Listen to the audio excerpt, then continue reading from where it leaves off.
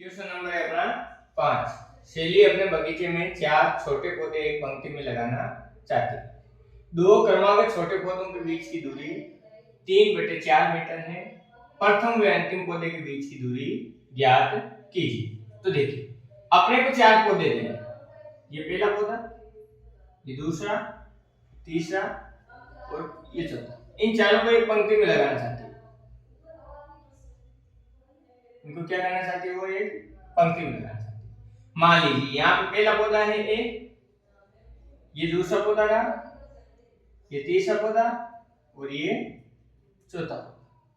इन दो पौधों के बीच की दूरी है 3/4 मीटर। तो प्रत्येक पौधे के बीच की दूरी क्या है? 3/4 मीटर। 3/4 मीटर। अब देखिए, इसने पूछा है प्रथम पौधे और अंतिम पौधे के बीच की दूरी। तो यहां से लेके यहां तक की अपने को दूरी ज्ञात करनी।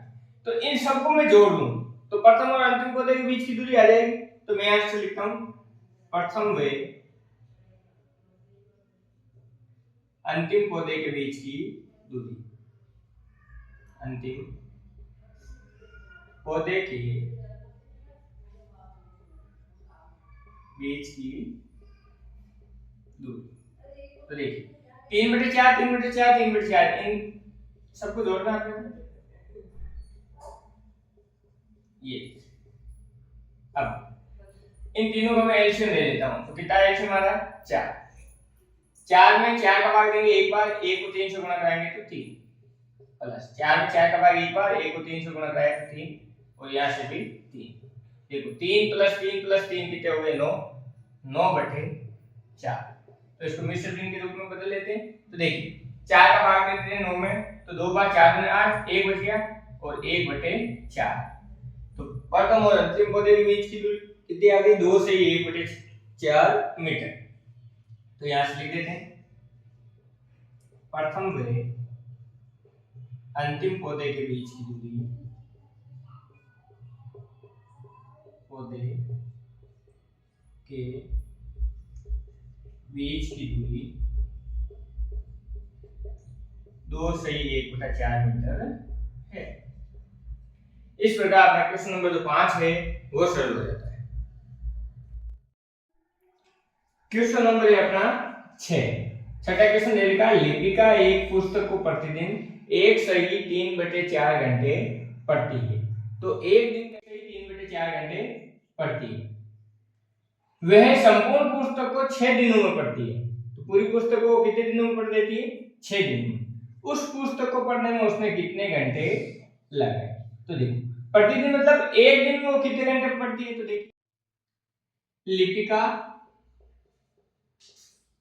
एक दिन में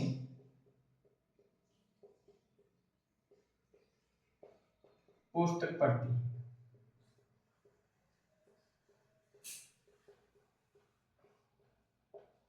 पुस्तक पढ़ती कितने घंटे पढ़ती है? 1/3/4 घंटे वो पुस्तक पढ़ लेती है। अब आगे पूछा गया है संपूर्ण पुस्तक को 6 दिनों में पढ़ती है। तो 6 दिनों में वो पुस्तक पढ़ देगी। आगे उस पुस्तक को पढ़ने में उसने कुल कितने घंटे लगाए? तो 6 दिन है ना, तो अपन लिख देते हैं 6 दिन में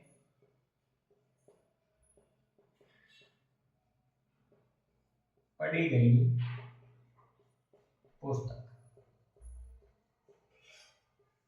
तो कितने घंटे पढ़ी गई? तो देखिए 6 दिन में 6 इंटू 1/3/4 घंटे पड़ेगी। अब देखिए 6 के तो 6, ये 1/3/4 को अपन उचित भिन्न बनाते हैं। तो 4 एकम 4, 4 और 3 कितने हो गए? 7, 7/4। जितना कटता उतना काट देते हैं। तो देखिए ये तो कटेगा 3 बार, ये कटेगा 2 बार। अब देखिए 3 को 7 से गुणा कराएंगे कितने आएंगे? 21/2 ये घंटे।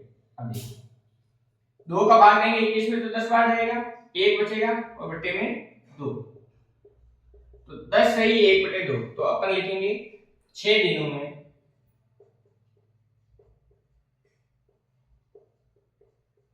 लिपिका द्वारा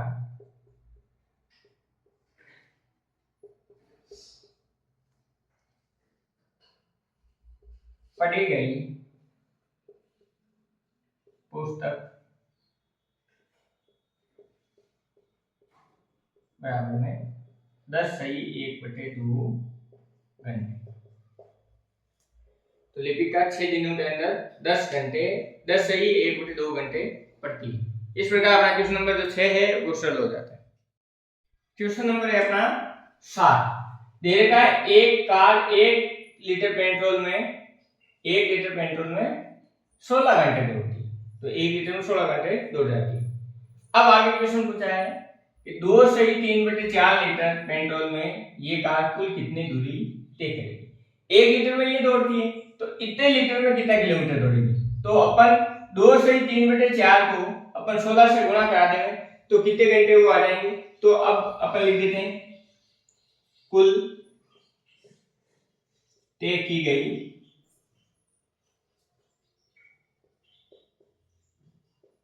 दूरी, और वो क्या हो जाएगी 16 घंटे थे 1 लीटर के, और इतने लीटर अपने को पेट्रोल दिया है 2 सही 3/4 लीटर अपने को पेट्रोल दिया है।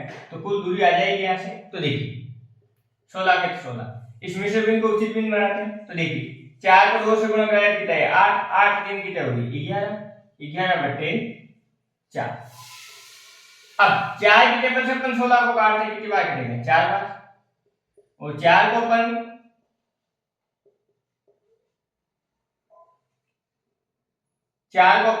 11 से गुणा कराएंगे तो कितना आएंगे 44 किलोमीटर। तो अपन क्या लिखेंगे 2 सही 3/4 लीटर पेट्रोल में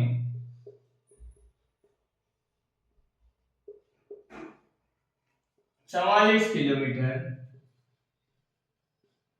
की दूरी तय होगी। तो 2 से 3/4 लीटर पेट्रोल में 44 किलोमीटर वो गाड़ी चल जाएगी। इस प्रकार अपना क्वेश्चन नंबर जो 7 है वो सरल हो जाता है। अपना 8 जिसके पहले में अपने दे रखा बक्सा बना के दिया तो मतलब इसमें क्या संख्या आएगी।